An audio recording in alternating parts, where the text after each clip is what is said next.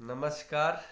आज यूपीएसआई पे कुछ डिस्कस कर रहा हूँ मैं आप लोगों के साथ, क्योंकि बहुत सारे बच्चे परेशान हैं बिल्कुल यूपीएसआई के एग्ज़ाम को लेके, यूपीएसआई के कट ऑफ को लेके, यूपीएसआई के नॉर्मलाइजेशन को लेके, यूपीएसआई का रिजल्ट कब आएगा, यूपीएसआई का डीबीपीएसटी कब होगा, फिर उसके फाइनल सिलेक्शन और डीबीपीएसटी से कितने क्वेश्चन लगभग फाइनल मेरिट के लिए उनकी मार्क्स को इंक्रीज किया जाएगा। देखिए, इस पे बहुत सारे आप लोगों ने वीडियोस ऑलरेडी देखे ही होंगे, मुझे उम्मीद है हर बच्चे ने देखा है बहुत सारे वीडियोस। मैं भी अपना कुछ एक्सपेक्टेशन लेकर आया हूं जो आपके साथ डिस्कस कर रहा हूं कि क्या चीजें हो सकती हैं और क्या कट ऑफ हो सकता है। दो तीन चीजें बातें करूंगा। जैसे आप लोगों को पता ही है कि 20,000 बच्चों को अभी डीवीपीएसटी के लिए कॉल किया जाएगा, जैसा कि नोटिस वायरल हुआ था उसमें आपको पता चला था। दूसरी चीजें, नॉर्मलाइजेशन की बात करूंगा और रिजल्ट आपका कब आ सकता है। और चौथा चीज ये बताऊंगा कि यूपीएसआई एस्पिरेंट को आगे क्या करना चाहिए। जैसा कि आपका एग्जाम हो गया है, आप सारे बच्चों को पता है कि आपका एग्जाम 54 शिफ्टों में हुआ था। ये सब कुछ चीजें आपको पता है, वैसे हमें बताने की कोई जरूरत नहीं है, बट फिर भी बताता हूं। तो 54 शिफ्ट में हुआ था। कुछ शिफ्ट इसके इजी हैं, कुछ शिफ्ट इसके मॉडरेट हैं और कुछ शिफ्ट इसके डिफिकल्ट हैं। आप सबको पता है कि इक्वी परसेंटाइल का जो मेथड है उससे नॉर्मलाइजेशन होगा यूपीएसआई में। तो इक्वी परसेंटाइल का मतलब है कि किसी का भी मार्क्स नेगेटिव में नहीं आता है। पहली बात, मार्क्स घट सकता है बट नेगेटिव में नहीं आएगा। इक्वी परसेंटाइल का पूरा मेथड क्या है उस पर मैं एक बार डिस्कस करूंगा। पूरा इक्वी परसेंटाइल का मेथड आपके साथ मैं डिस्कस करूंगा। फिर मैं आपके साथ यह भी डिस्कस करूंगा कि इक्वी परसेंटाइल का मेथड क्या है, इसमें किस स्टूडेंट को फायदा होता है। देखिए, वैसे जो इक्वी परसेंटाइल मेथड है मैं कुछ उस पर बताता हूं आपको। इक्वी परसेंटाइल मेथड में हमेशा जो बच्चा डिफिकल्ट शिफ्ट में एग्जाम देता है उसको बेनिफिट होता है। अब आप कहेंगे सर कैसे, तो उस पर हम आपकी चीजें डिस्कस करेंगे कि भाई कैसे फायदा होता है कि इक्वी परसेंटाइल में स्टूडेंट को। तो इक्वी परसेंटाइल में हमेशा से उस स्टूडेंट को ज्यादा फायदा होता है जिसने जितने डिफिकल्ट शिफ्ट में एग्जाम दिया है उसको उतना ही फायदा होगा। आप बहुत सारे बच्चों ने रैंक आईक्यू पे अपना यूआरएल डाला हुआ है, वहां से आपको पता चला होगा। बहुत सारे आपने वीडियोस देखे हैं। कुछ शिफ्ट इसमें मैंने आपको पहले भी बता दिया कि इजी है, कुछ मॉडरेट है और कुछ हार्ड है। तो स्वाभाविक सी बात है, जो शिफ्ट इजी है उसके मार्क्स को कुछ डिक्रीज किया जाएगा, जो शिफ्ट आपका डिफिकल्ट है उसके मार्क्स को कुछ इंक्रीज किया जाएगा, और जो शिफ्ट आपका मॉडरेट है उसके शिफ्ट को हो सकता है उतना ही रखा जाए या कुछ बढ़ाया या घटाया जा सकता है। वैसे ऑब्वियसली जो नंबर होते हैं वो बढ़ते ही बढ़ते हैं। इजी शिफ्ट के घटते हैं और दो यानी कि मॉडरेट वाले के भी बढ़ाए जाते हैं और डिफिकल्ट वाले के बढ़ाए जाते हैं। ये सारी चीजें मैं आपको इसलिए डिस्कस कर रहा हूं क्योंकि मैंने बहुत सारे अपने एग्जाम दिए हैं। अभी आपको पता है कि 2019 सीजीएल का मेंस हुआ था। आप लोगों ने देखा था कि 15 नवंबर का शिफ्ट सबसे डिफिकल्ट था, तो उसमें सबसे ज्यादा नंबर बढ़ाए गए थे। 16 नवंबर की शिफ्ट उससे थोड़ी सी आसान थी, उसमें भी नंबर इंक्रीज किए गए थे नॉर्मलाइजेशन में, लेकिन कम इंक्रीज किए गए थे। लेकिन जो 18 नवंबर का पेपर हुआ था आपका, वो शिफ्ट आपका बहुत इजी था, उसमें नंबर आपके घटाए गए थे। लेकिन आप लोगों ने देखा होगा कि बहुत सारे बच्चों के जो मार्क्स थे वो माइनस में आ गए थे। वो ऐसा इसलिए कि उसमें का जो पर नॉर्मलाइजेशन का मेथड वो अलग है। यूपीएसआई का जो मेथड है वो आपका इक्वी परसेंटाइल मेथड है। तो इक्वी परसेंटाइल मेथड में आपके नंबर कुछ घटेंगे भी कुछ बढ़ेंगे भी। वैसे मोस्टली नंबर बढ़ते हैं, जो बिल्कुल इजीएस्ट शिफ्ट है उनके मार्क्स को कम किया जाएगा। यही चीजें हैं। बाकी ये है, आपको सारी चीजें पता है, लेकिन फिर भी मैं ये मान के चलता हूं कि मैं नॉर्मलाइजेशन के बाद की एक कट ऑफ प्रेडिक्शन की है अकॉर्डिंग टू मी। हो सकता है बहुत सारे बच्चों को ये बुरा लग सकता है कि सर ये इतनी ज्यादा कट ऑफ है या इतनी कम कट ऑफ है, बट ये मेरे अकॉर्डिंग है, मेरा ऐसा मानना है। और ऐसा क्यों है? क्योंकि मैंने बहुत सारे एसएससी के एग्जाम दिए हैं, तो सारी चीजें को एनालाइज किया मैंने। वो चीजें हम आपके साथ डिस्कस करता हूं। आप भी अपने कमेंट सेक्शन में अपने मार्क्स में बताइएगा कि आपका किस शिफ्ट में एग्जाम था, आपके कितने मार्क्स बन रहे हैं, आप कमेंट सेक्शन में जरूर बताइएगा। और मैंने भी यूपीएसआई का एग्जाम दिया था, तो मैं भी आपको डिस्कस करूंगा किसी एक वीडियो में कि मेरे कितने मार्क्स हैं। तो मैं अपने मार्क्स के हिसाब से नहीं बना रहा हूं, मैं आपको साफ साफ ये बता रहा हूं कि मेरा एक प्रेडिक्शन है।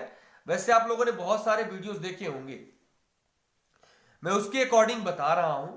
देखिए, जैसे मैंने जो प्रेडिक्शन की है, आप लोगों ने अंकित भाटी सर की बहुत सारी वीडियोस हैं, उनकी देखी होगी आप लोगों ने। मेरा जो एक्सपेक्टेशन है कट ऑफ का, वो आफ्टर नॉर्मलाइजेशन है कि भाई नॉर्मलाइज होने के बाद, नॉर्मलाइज होने के बाद। और किसकी कट ऑफ मैं डिस्कस कर रहा हूं? बॉयज की। मैंने लिख रखा है, देखिए नोटबुक पे मैंने सारी चीजें लिख रखी हैं कि आपके साथ क्या क्या डिस्कस करना है।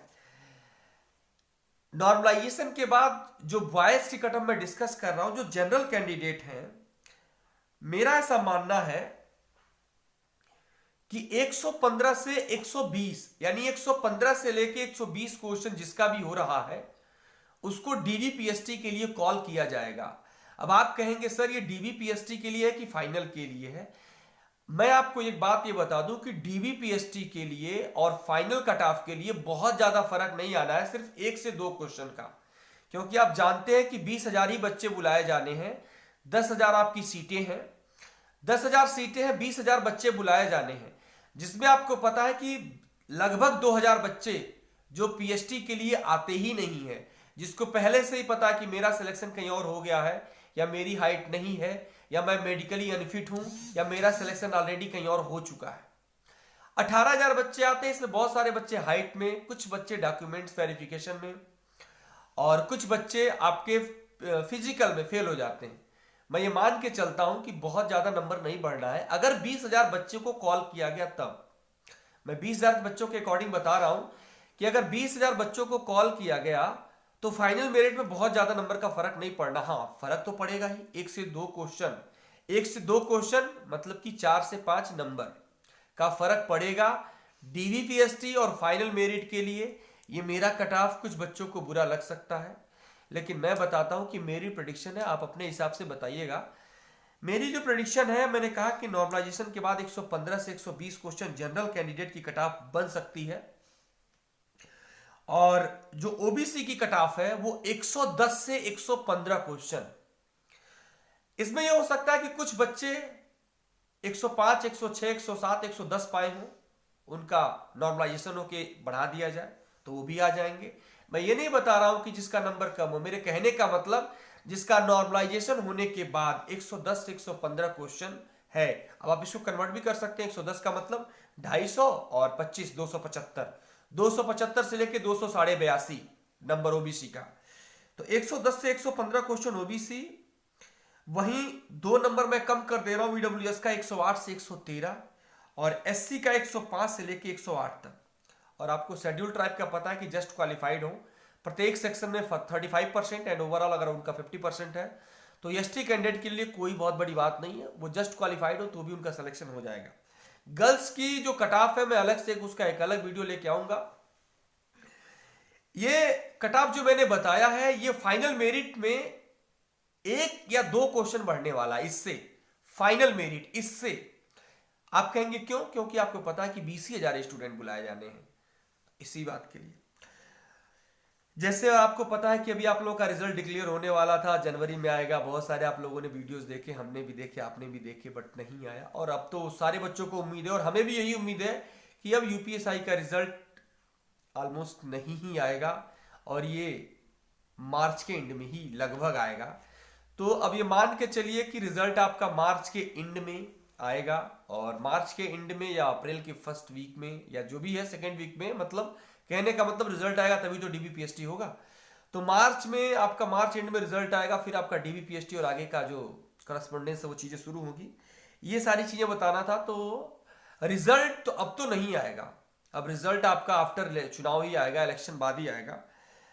और आप लोगों से ये चीज कहना है, यूपीएसआई के एस्पिरेंट जो भी हैं, अच्छे हैं बच्चे हैं, देखिए इसमें 10,000 बच्चों का सिलेक्शन, 10,000 बच्चे सब इंस्पेक्टर तो बनेंगे ही, और जो ये 10,000 बच्चे सब इंस्पेक्टर बनेंगे, मुझे उम्मीद है कि उनका जो पेट, यूपी पेट का एग्जाम आप लोग दिया होगा, उसमें परसेंटाइल आपका अच्छा होगा, और आप लोगों ने लेखपाल का फॉर्म भी भरा होगा।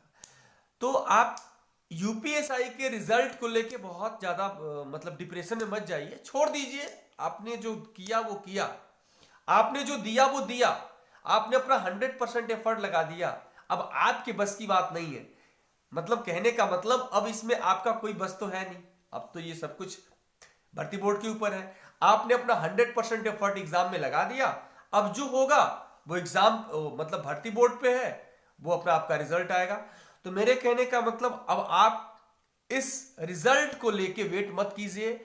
मुझे उम्मीद है कि आप जो बच्चे अच्छे परसेंटाइल वाले हैं, वैसे फॉर्म तो सारे बच्चों ने भरा है, आप लेखपाल को टारगेट करिए और एक टारगेट बनाइए कि लेखपाल के एग्जाम को हमें बीट करना है। और जितनी वैकेंसी यूपीएसआई में थी लगभग उतनी ही वैकेंसी, भाई 8085 पोस्ट है तो बहुत पोस्ट होते हैं, बहुत ही पोस्ट होते हैं। आप लोग जब वीडियो का एग्जाम आप लोगों ने 1200 1400 1500 में फाइट करने की क्षमता है, तो यहां तो 9000 8000 पोस्ट हैं। तो जो भी बच्चों के परसेंटाइल अच्छे हैं और जिसका भी नंबर 110 होगा 105 होगा, उसका परसेंटाइल जरूर अच्छा होगा। वो सारे बच्चे लेखपाल का फॉर्म भरे होंगे, भरा तो सबने होगा, तो उसकी आप प्रिपरेशन कीजिए। इसके रिजल्ट को लेके बिल्कुल पैनिक मत होइए, अब आपने अपना 100% दे दिया है, तो जो होगा वो भर्ती बोर्ड जानेगा और आपका किस्मत जानेगा। आपने अगर अच्छे से लगन से मेहनत से पढ़ाई की है तो आपका सिलेक्शन जरूर होगा, जरूर होगा, जरूर होगा। तो मेरी शुभकामनाएं आपके साथ हैं, ठीक है। यही सब आपको अपडेट करना था और इसी के माध्यम से आपको मोटिवेट भी करना था, ताकि आप अपना टाइम वेस्ट ना करें, आप लेखपाल की प्रिपरेशन करें, लेखपाल का एग्जाम निकालिए। कोई भी गवर्नमेंट जॉब आपको मिलेगी, सारी गवर्नमेंट जॉब मोस्ट वैल्यूएबल है, तो आगे की प्रिपरेशन कीजिए, ठीक है। थैंक यू, बाय बाय, जय हिंद।